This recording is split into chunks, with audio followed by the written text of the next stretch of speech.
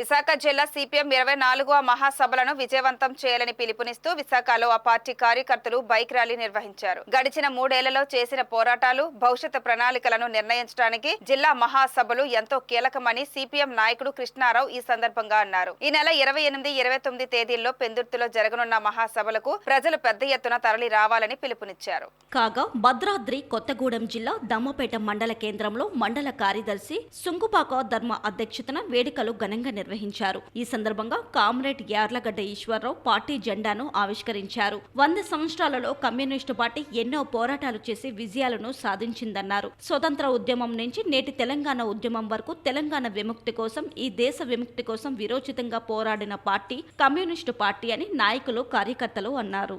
అలాగే ఈ మహాసభలకి దాదాపు 400 మంది సిపిఎం నాయకత్వం అనేది ప్రతినిధులుగా హాజరవుతూ ఉన్నారు. ఈ కాలంలో జరిగినటువంటి విద్యుత్ పోరాటం కానీ, ఆస్తి పన్ను పోరాటం కానీ, చెత్త పన్ను పోరాటం, అలాగే స్థానిక సమస్యలపై చేసినటువంటి పోరాటాలన్నింటినీ కూడా సమీక్ష చేసుకొని రాబోయే 3 ఏళ్ల కాలంలో విద్యుత్ పోరాటానికి, అలాగే ఇళ్ల స్థలాలు, ఇళ్ల పట్టాలు ఇవ్వాలని చెప్పి పెద్ద ఎత్తున ఈ యొక్క మహాసభల్లో తీర్మానాలు చేయబోతూ ఉన్నాయి.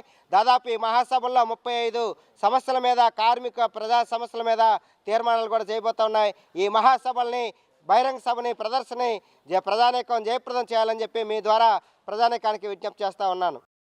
భారత కమ్యూనిస్ట్ పార్టీ సిపిఐ భారతదేశంలో ఆవిర్భవించి నేటికి 99 సంవత్సరాలు పూర్తి చేసుకొని 100వ సంవత్సరంలోకి అడుగు పెడుతున్న ఈ సందర్భంలో ప్రతి ఒక్క ఈ జెండా మోసినటువంటి ప్రతి ఒక్క కార్యకర్తకి, అలాగే సానుభూతి పరులకి, అలాగే పార్టీ అభిమానులకి, అలాగే ఈ జెండా 100 ఏళ్లు మోసి అమరులైనటువంటి అమరవీరులకు కూడా ఈ 100వ పార్టీ పుట్టినరోజు అంకితం చేస్తూ దమ్మపేట మండల సమితి ఆధ్వర్యంలో ఈరోజు జెండా ఆవిష్కరణ కార్యక్రమం జరుపుకున్నాం.